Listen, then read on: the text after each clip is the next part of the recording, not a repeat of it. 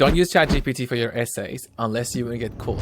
I'm going to give you a tool that is going to humanize your AI generated content and make sure you're not getting flagged as plagiarism or AI generated. So save this video and check it out. So jump into ChatGPT and put a prompt like this. Write a 500-word essay about this topic and then your topic in. Send this.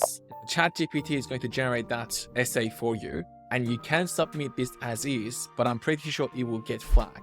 If I now copy this entire thing and take it to an AI detector like this one, paste it in, detect text, it's going to analyze and tell you this is 100% AI generated. So you don't want to do this. Now, if you take this content and go to QuailBot, paste that text in and get QuailBot to paraphrase it. Now, you will notice that the free version of QuailBot has this 120 words limit, but there's no limit on how many times you can use it in a day. So you just need to cut up your content into smaller pieces and run that multiple times. You paraphrase the first section, you copy this back into AI Detector, grab the next paragraph, back into QuailBot and paraphrase all the way to the end. You get the idea. Let's see.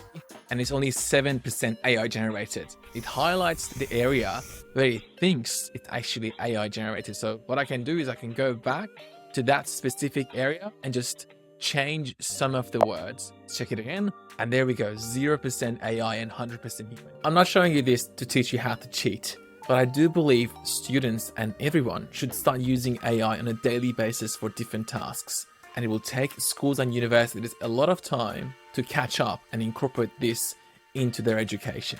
In the meantime, you shouldn't be punished for using AI.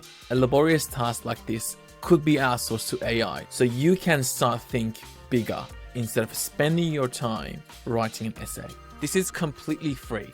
There are tools like undetectable AI, which is extremely powerful, but the free version is limited. So if you're willing to pay, this is a great tool to take a look at.